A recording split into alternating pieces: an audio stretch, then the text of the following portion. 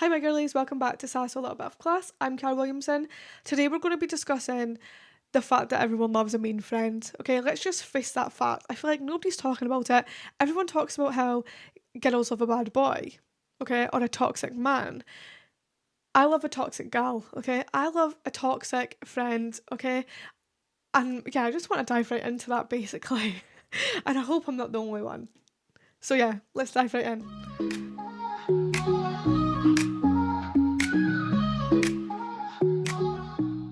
So, before we start, I don't want to get anything twisted. I would class myself as a straight up honest friend, but I'm going to say this a lot, and it's all about the delivery, okay?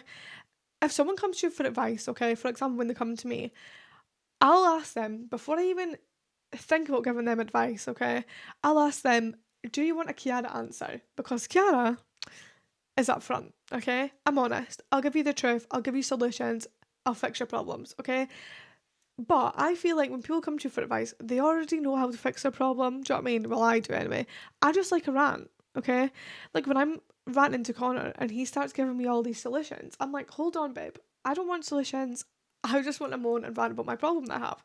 So I always ask first, Kiara answer or do you just want a rant? Because I'm happy with either, you know? I feel like when people come to me, they know what kind of response they're going to get. Like, they're going to get truth, they're going to get honesty.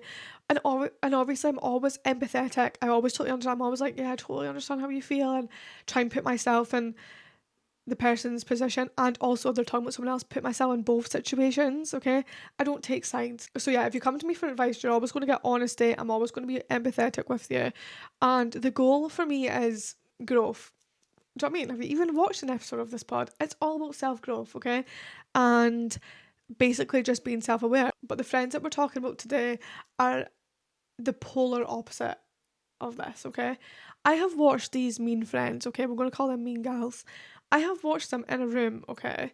And be horrible to every single person, no matter what the person says, whether they even say anything at all. And I'm like, how could you be so rude? Like, how could you say something so mean to someone and not feel any shame or guilt about it? And I'm not one to make people feel guilty or make people feel like a certain type of way, okay? But how could you not? Like, see if someone says to me, what you've said to me there is like really offended or really hurt me, I would feel terrible. But this person is like, that's just how I am and you'll get used to it. No, I won't.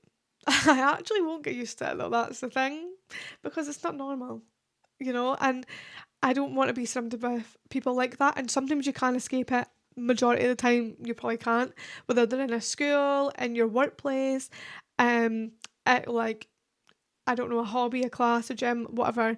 Sometimes you can't escape them, okay? You could definitely drift and limit your communication with them, but yeah, it's a hard one. Usually you can't escape them. And they're usually probably in your friend group as well. So what you meant to do there? Not sure, you tell me if you have any advice.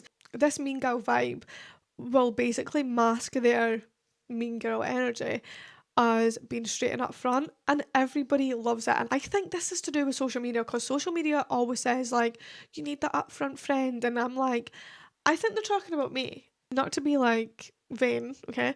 But I think they're talking about me. I don't think they're talking about them because they're just rude. I'm like, there's difference from delivering the truth and honesty and delivering an absolute bomb and dropping it on them and ruining your friend or whoever is self-esteem and confidence and self-worth. Who wants to do that to somebody? But in a social circle, they are like literally praised. They're admired. They are the bee's knees. And I'm sitting there, and I'm like tuning into all the conversations, and I'm like, what is happening here? So I've spoke up, right? Not like me speaking up. Do you know what I mean? I basically just said like that was a bit rude. Like, I just didn't really like that. Like, you came across like you absolutely hated me. And they're like, that's just how I am. And I'm like, is it though? Or are you feeling down? I'm like, do you want to have a lifey with me? I love a lifey. Do you know what I mean? People love to have lifies with me. Do you want to sit down? Do you know what I mean? I'll be your therapist if you like. Because I'm like, that is surely the only explanation is that you're sad, no? I like to give everyone an excuse. Do you know what I mean? I like to make up little scenarios with everyone. I'm like, oh, they're being rude, but it was probably because of this. Like, maybe like their pets just died, or maybe this happened, and maybe they've had a bad day at work. I like to make up little scenarios. Do you know what I mean? Maybe they've crashed their car. Who knows? But I'm like, there's only so much excuses I can make for this person every day, you know?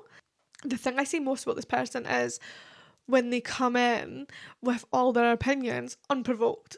And I'm standing there, I'm like, when did I ask about my outfit or about my hair or about anything? I'm like, when did I ask you for advice on like my life or anything like that? And I'm like, it's like any little chance they get, they will absolutely just like pounce on the situation and be like, oh, here's all my opinions that you didn't ask for. And I'm like that. I don't really know if I wanted them. Maybe like keep them to yourself. Like the delivery of their opinions and their truth and upfront advice, you know, feels like an attack. It doesn't feel like it's coming from a nice, caring place.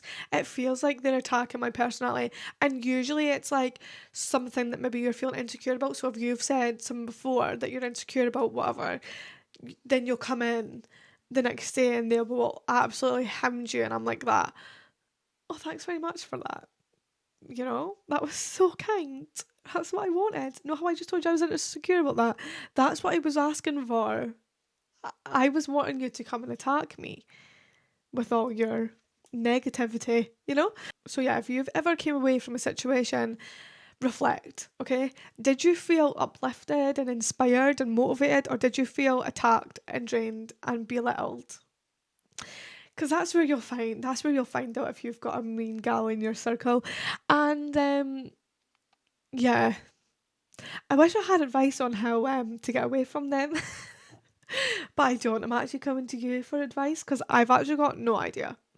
Yeah, you can drift. You could kind of like not mess them as much, blah, blah, blah.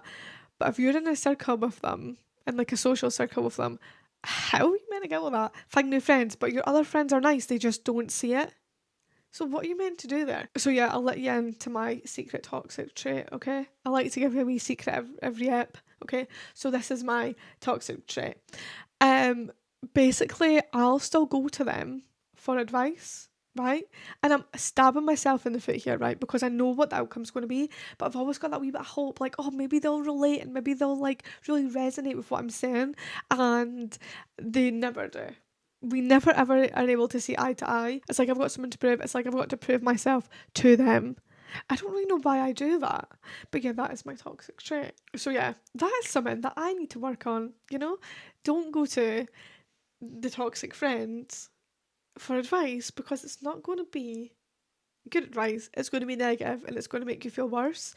And the one thing about me as well is once I get in this negative mood, if I surround myself with negative people, I cannot bring myself out of like this low mood for days.